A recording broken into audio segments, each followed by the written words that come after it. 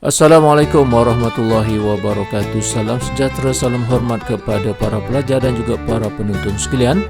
Dalam siri video kali ini kita akan mempelajari bahagian yang kelima di bawah bab 6 fungsi trigonometri, dan kita akan mempelajari rumus sudut majmuk, rumus sudut berganda dan rumus sudut separuh. Kita akan bersama dengan rakan anda iaitu saudara Amir. Okey Amir? Ya cikgu. Amir macam mana Amir? Amir dah ready dah? Ready dah cikgu. Okey Meh, hari ni Meh kita akan belajar banyak rumus Meh. Okey. Baik cikgu.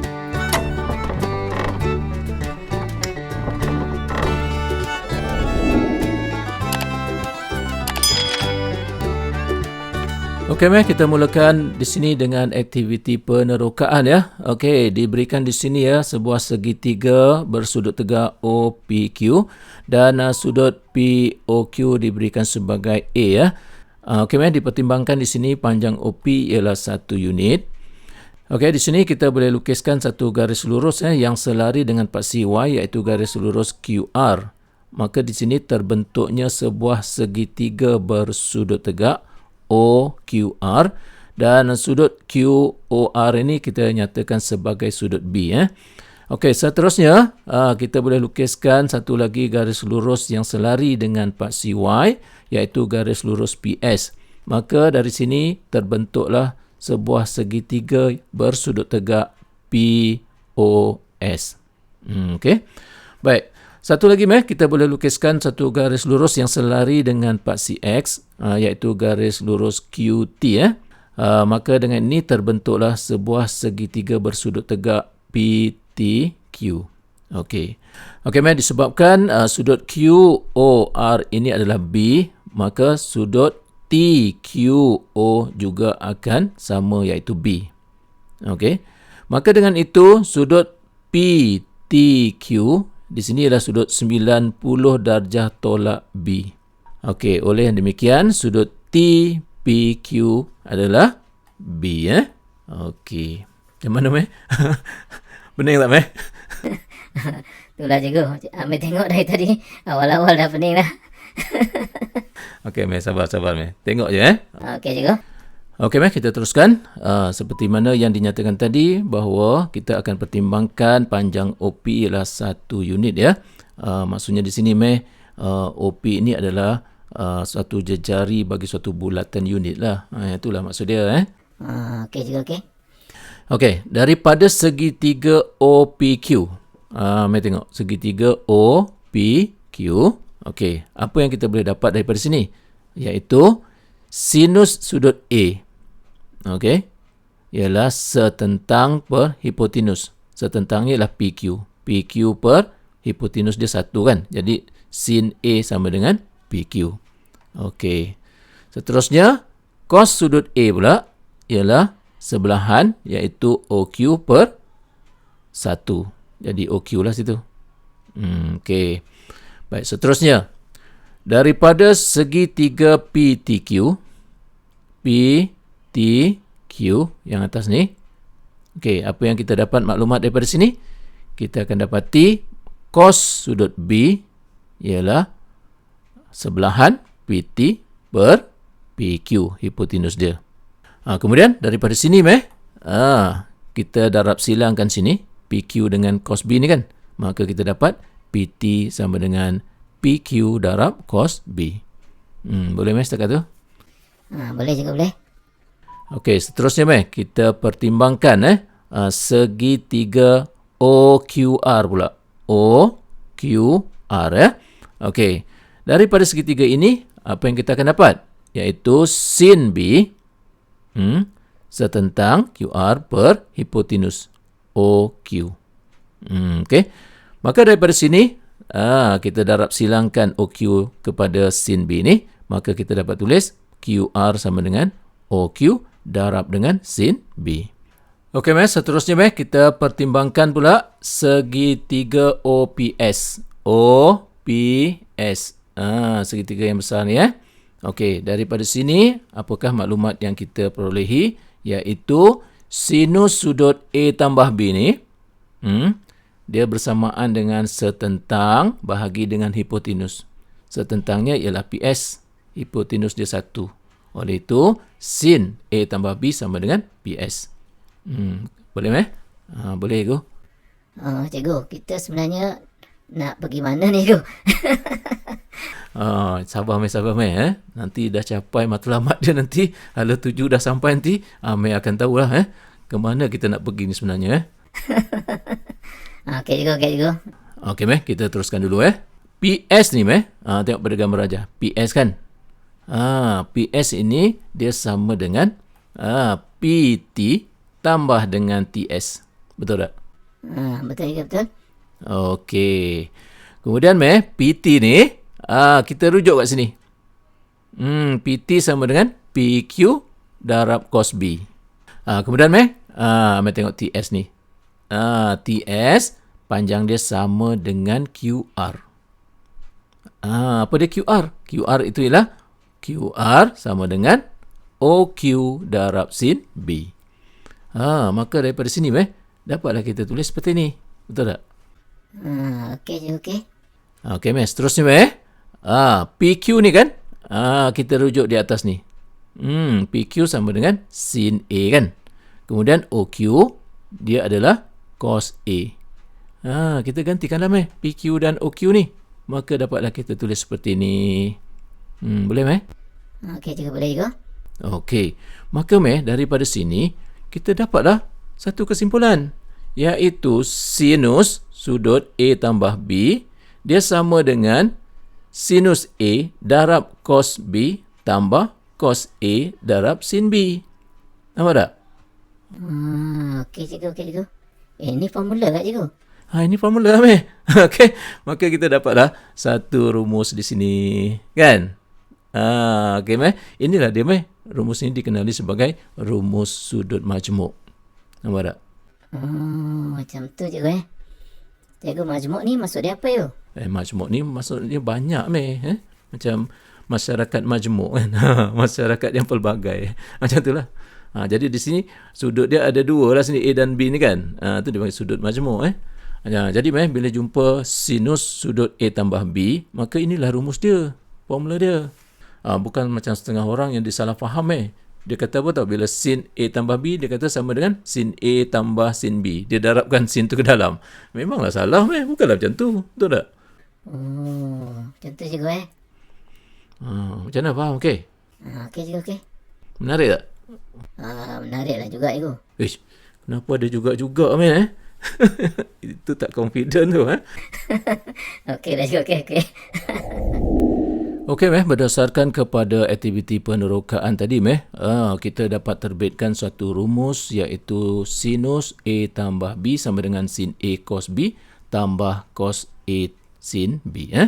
Okey cikgu tak perlu nak terangkan sekali lagi perkara yang sama cuma cikgu nak bagi tahu di sini bahawa jika sin A tolak B maka nanti kita akan dapati dia akan sama dengan sin A cos B tolak cos A sin B. Macam tu Okey, untuk formula kosinus pula macam cikgu kata juga tadi, cikgu tak perlulah nak buktikan tunjukkan semula macam mana rumus ini diperolehi, sebab kita memerlukan masa yang panjang Okey, jadi cikgu cuma beritahu sajalah bahawa kalau cos A tambah B dia akan sama dengan cos A cos B tolak sin A sin B. Okey, kemudian kalau cos A tolak B pula, dia akan sama dengan cos A cos B tambah sin A sin B. Nampaknya di sini Amir tengok kalau sini tambah, sini tolak Kalau sini tolak, sini tambah. Itu untuk cos. Okey.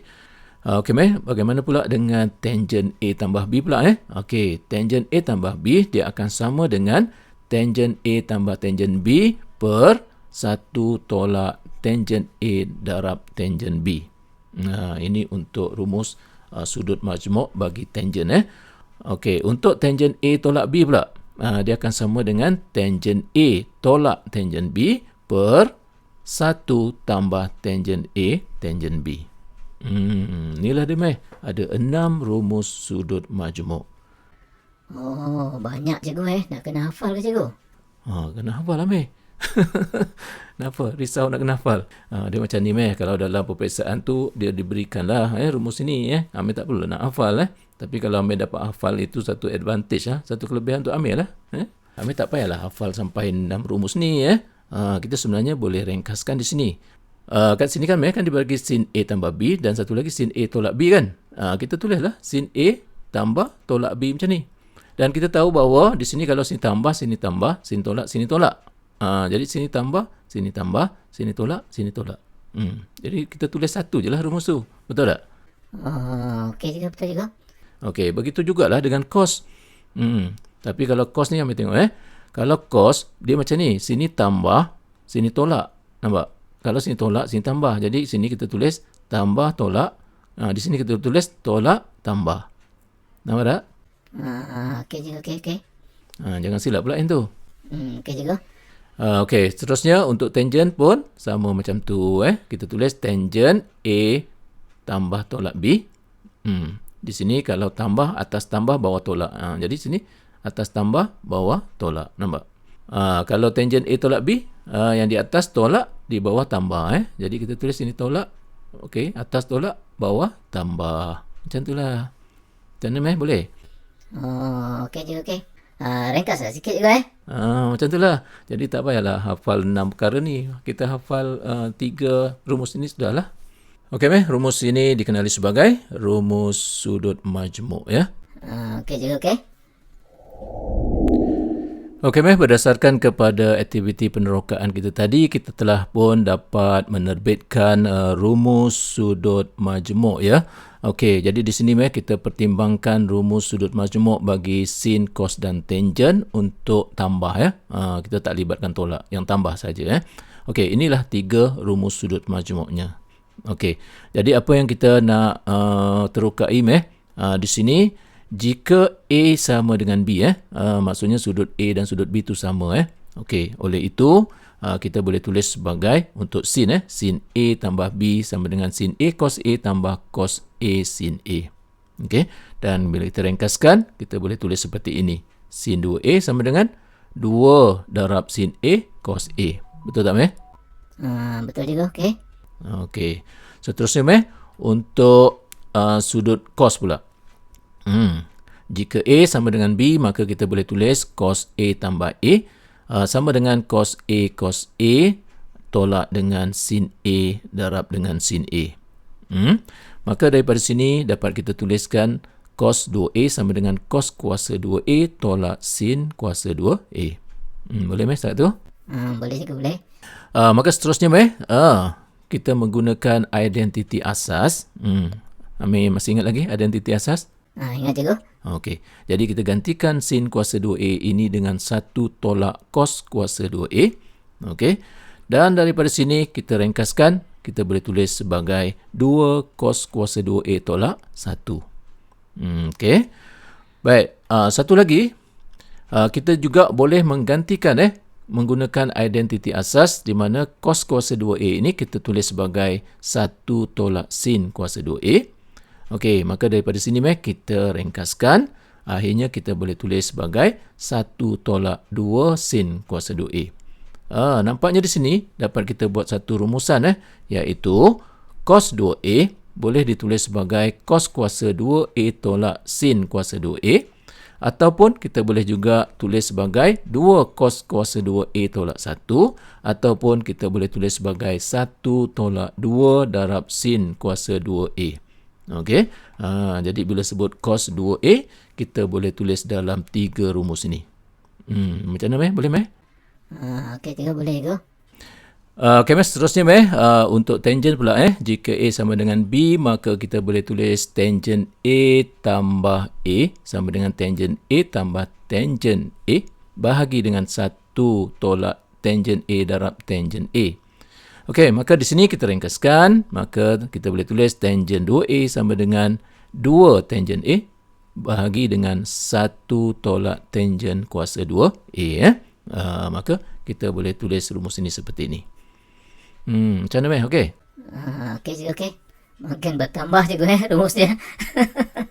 Itulah macam juga kata tadi Amir akan temui banyak rumus hari ni bukan ni saja ada lagi Oh, ada lagi juga Ada tunggu Okey berdasarkan kepada perbincangan kita tadi okey, dan 3 rumus ini dikenali sebagai rumus sudut berganda. Boleh meh? Boleh cikgu. Okey, okey. Okey meh, kita teruskan dengan aktiviti penerokaan lanjutan. Okey, di sini kita keluarkan semula rumus sudut berganda yang kita perolehi tadi. Okey, kali ini meh, kita ambil katakanlah sudut A itu ialah theta per 2 ya. Okey, jadi kita akan gantikan sudut A itu dengan theta per 2. Maka untuk sin 2A tu, maka kita gantikan A dengan theta per 2 semua ni. Maka kita ringkaskan, kita bolehlah tulis seperti ini iaitu sin theta sama dengan 2 sin theta per 2 cos theta per 2. Okey, seterusnya untuk cos 2A pula kita gantikan A itu dengan theta per 2 dan kita ringkaskan, akhirnya kita dapat tulis seperti inilah. Okey, seterusnya untuk rumus cos 2A yang kedua ni, jadi kita boleh tulis sebagai 2 cos kuasa 2 theta per 2 tolak 1. Begitu juga dengan rumus yang ketiga, kita boleh tulis 1 tolak 2 sin kuasa 2 theta per 2. Okey, manakala untuk tangent 2A, sama saja kita gantikan A dengan theta per 2, maka kita boleh tulislah seperti yang ditunjukkan di sini. Okey. Okey, Okey. Maka daripada sini dapat kita buat kesimpulan iaitu yang pertama, sin A boleh ditulis sebagai 2 darab sin A per 2 cos A per 2. Okey. Yang kedua, cos A boleh ditulis sebagai cos kuasa 2 A per 2 tolak sin kuasa 2 A per 2. Ataupun kita boleh tulis cos A sebagai 2 cos kuasa 2 A per 2 tolak 1 ataupun 1 tolak 2 sin kuasa 2 A per 2 ya. Dan akhir sekali kita boleh tuliskan tangent A sama dengan 2 tangent A per 2 bahagi dengan 1 tolak tangent kuasa 2 A per 2 Okey, maka rumus-rumus ini dikenali sebagai rumus sudut separuh. Boleh Oh, ada lagi ke cikgu? Muka cuak ya Dah tak terlarat nak hafal ni cikgu. Alah Amir faham, yang penting Amir faham dulu hafal tu kemudian lah. Okey ini penerokaan last kami. Okey cikgu. Okey kita keluarkan semula rumus sudut separuh tadi, iaitu cos A sama dengan 1 tolak 2 sin kuasa 2A per 2 ni kan. Okey, kita susun aturkan. Di sini kan, tolak 2 sin kuasa 2A per 2 ni bawa ke kiri. Cos A ni bawa ke kanan. Jadi buat algebra macam biasa. Okey, maka daripada sini kita boleh tulis sin kuasa 2 A per 2 sama dengan 1 tolak cos A per 2 ya. Okey, dan akhir sekali kita boleh tulis yang sin A per 2 sama dengan tambah tolak punca kuasa 2 1 tolak cos A per 2. Okey. Dan satu lagi kita keluarkan rumus sudut separuh tadi yang ini. Cos A sama dengan 2 cos kuasa 2A per 2 tolak 1 tadi. Okey, sama juga prosesnya. Kita susun aturkan.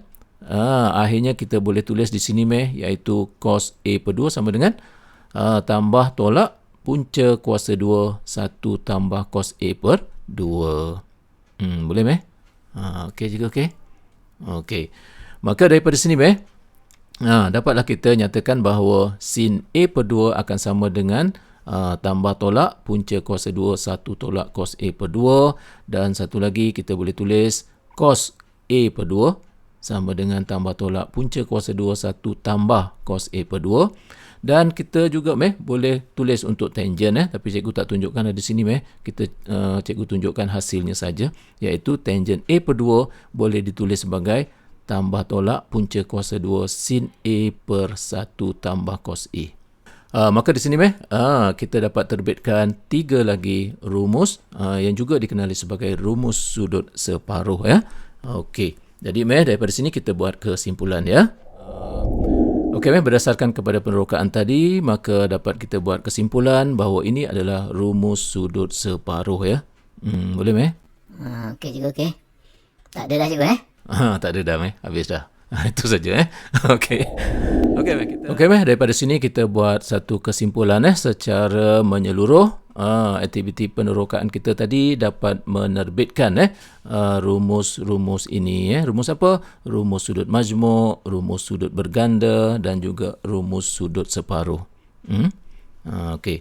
Amir nampak macam risau je lah bila nampak rumus ni banyak sangat macam ni sebenarnya nanti bila kita dah buat latihan banyak kita dah selalu tengok rumus ni, dah selalu gunakan rumus ni benda tu dah tadi tak pelik Amir tak nampak pelik pun nanti ini sebab first time memanglah Okey cikgu, harap-harap macam tu lah cikgu Okey kita tengok beberapa contoh soalan pula Okey cikgu. Okey kita teruskan pembelajaran kita dengan melihat beberapa contoh soalan Ini contoh soalan yang pertama. Buktikan identiti trigonometri. Identitinya diberikan sebagai cos kurungan x tolak y tolak cos kurungan x tambah y per sin x tambah y tambah sin x tolak y sama dengan tangent Okey, macam mana cara nak buktikan identiti trigonometri? Seperti yang pernah kita bincangkan sebelum ni, kita pertimbangkan LHS, left hand side. Okey, untuk kita menghuraikan ungkapan yang sebelah kiri ni, pastinya kita menggunakan rumus-rumus yang berkaitan lah. Maka di sini kita memerlukan rumus sudut majmuk Okey. Jadi di sini cos x tolak y, cos x tambah y, begitu juga dengan sin di bawah ni kita huraikan dia. Jadi kita kembangkan menggunakan rumus sudut majmuk. Okey maka dapatlah kita tulis seperti ni. Cuba perhatikan. Boleh tak Okey cikgu. Jadi seterusnya kita ringkaskan di sini kalau kita perhatikan cos x cos y ni di sini kan tolak kan kita kalau kita buang kurungan ni maka nanti dia akan tolak dengan sinilah. Cos x cos y ni maka di sini akan terhapus begitu juga yang di bawah ni cos x sin y ni kita akan tolak dengan cos x sin y dekat sinilah. Nampak tak? Okey, jadi bila kita ringkaskan nanti kita akan dapat tulis seperti inilah kan. Betul juga betul. Okey, maka di sini kalau perhatikan nampak ni sin x sin y, ni sin x sin y, benda yang sama kan. Bawah pun macam juga, sin x cos y, sin x cos y. Maka kita boleh tulis sebagai 2 sin x sin y. Okey, yang di bawah 2 sin x cos x. Kemudian kita potonglah, ringkaskanlah atas dengan bawah tu. Maka akhirnya dapatlah sin y per cos y. Dan kita tahu sin per cos sama dengan tangent kan. Dapatlah tangent y. Dan tangent y itu adalah RHS. Oleh itu, identiti trigonometri ini telah pun dapat dibuktikan ataupun terbukti macam mana? Boleh? Okey juga, boleh juga. Okey. Okey, kita teruskan pembelajaran kita dengan melihat contoh yang kedua Okey, dalam contoh kedua ini buktikan identiti trigonometri ini iaitu sin 2a kurungan tangent a tambah cotangent a sama dengan 2 Okey, seperti biasa kita pertimbangkan LHS. Okey, untuk kita meneruskan penyelesaian ini pastinya kita perlukan rumus yang berkenaan di sini kita perlukan rumus sin 2a dan juga kita perlukan rumus untuk tangent tu iaitu sin per cos Okey, dari sini kita tulis sin 2a sebagai 2 sin a cos a, tangent a kita tulis sebagai sin a per cos a. Manakala cotangent a cotangent a ialah cos a per sin a. Okey, seterusnya di sini kita jadikan pecahan tunggal yang dalam kurungan ni. Macam mana nak jadikan pecahan tunggal? Kita gunakan rumus ini Jadi bawah darab dengan bawah, kemudian darab silang. Okey, maka dapatlah kita tulis seperti ini. Okey, seterusnya kita tahu bahawa sini sin kuasa 2a tambah cos kuasa 2a akan sama dengan 1 lah. Sebab ini adalah identiti asas kan. Okey, kemudian seterusnya kita ringkaskan sin A cos A ni kita potong dan akhirnya kita dapati ianya sama dengan 2. Dan 2 itu merupakan RHS. Oleh itu maka terbuktilah identiti trigonometri ini. Macam mana okey Okey juga, boleh juga. Okey. Okey, kita teruskan dengan melihat contoh yang ketiga. Okey, dalam contoh ini diberi sinus A sama dengan 4/5 dengan A ialah sudut tirus dan sin B sama dengan 5/13 dengan B ialah sudut cakar. Okey, cari yang pertama cosecant 2A, yang kedua secant 2B, yang ketiga sinus A per 2 dan yang keempat tangent B per 2. Jadi sebelum kita menyelesaikan soalan ini, apa yang patut kita lakukan ialah kita analisis dulu maklumat yang diberikan tu. Jangan salah. Okey, yang pertama di sini diberikan bahawa sin A sama dengan 45 dengan A ialah sudut tirus. Jadi kita tahu bahawa A bila sekata sudut tirus, maka A akan terletak di sukuan yang pertama. Okey. Baik, kalau dikatakan sin A sama dengan 45, ini bermakna setentangnya ialah 4, hipotenusnya 5 dan sebelahannya adalah 3 lah. Kita gunakan teorem Pythagoras untuk dapatkan nilai 3 tu. Okey, seterusnya diberikan sinus B sama dengan 5/13 dengan B ialah sudut cakar. Jadi dengan perwakilan grafik kita tahu sudut cakar menunjukkan dia berada di sukuan yang kedua. Okey, maklumat diberikan bahawa sin B sama dengan 5/13. Jadi setentangnya ialah 5, hipotenus dia 13. Menggunakan teorem Pythagoras, maka kita boleh dapat sebelahannya iaitu 12. Tapi ingat di sini oleh kerana kedudukannya berada pada posisi negatif, maka kita mesti tulis sebagai negatif 12. Jangan tulis 12 tu nanti salah lah. Macam mana boleh Boleh cikgu, boleh. Okey. Jadi kita teruskan di sini. Untuk soalan yang pertama, kita nak cari nilai cosecant 2A. Jadi di sini apa yang patut kita lakukan ialah kita tulis sebagai 1/sin 2A. Dan sin 2A kita ada rumus sudut berganda untuk sin 2A iaitu 2 sin A cos A.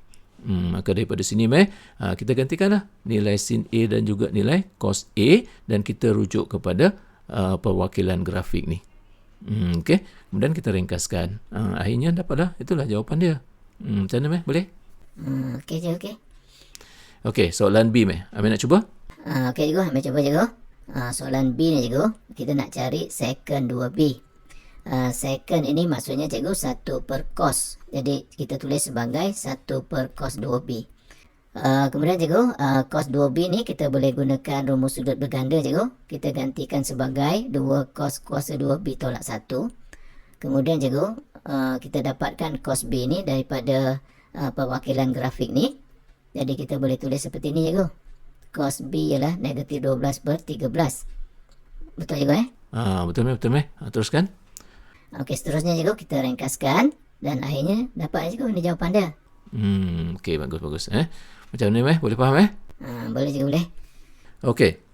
Seterusnya kita lihat untuk soalan C pula Soalan C dia nak cari apa? Nak cari sin A/2. Jadi kita ada rumus sudut separuh kan? Kita tulis balik rumus tu. Okey, di sini kita perlukan apa? 1 tolak cos A/2. Kita cuma gantikanlah. Cos A ialah 3/5 dan kita ringkaskan di sini dan akhirnya kita dapatlah ini jawapannya. Macam mana boleh? Okey cikgu, boleh cikgu. Okey seterusnya untuk soalan D. Okey, kita diminta untuk menentukan tangent B/2. Jadi maknanya di sini kita perlukan rumus sudut separuh untuk tangent. Okey, ini adalah rumusnya.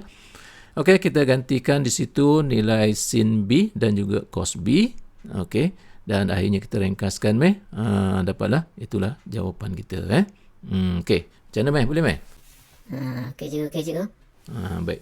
Itulah dia beberapa contoh soalan yang melibatkan rumus sudut majmuk, rumus sudut berganda dan juga rumus sudut separuh. Macam mana okey tak? Puas hati tak Memang puas lah cikgu. Rumus dia melambak-lambak. Okey tapi Amir jangan takut dah buat saja latihan banyak-banyak. Nanti Amir dah terbiasa dah, tak ada masalah Okey cikgu, harap-harap macam tu lah. Okey kalau tak ada apa-apa kita berhenti sampai setakat ini kita ada satu lagi siri video untuk bab 6 fungsi trigonometri ni iaitu aplikasi fungsi trigonometri. Okey, nanti kita akan jumpa dalam siri video yang seterusnya Okey cikgu, terima kasih cikgu. Okey, sama-sama. Okey, jumpa lagi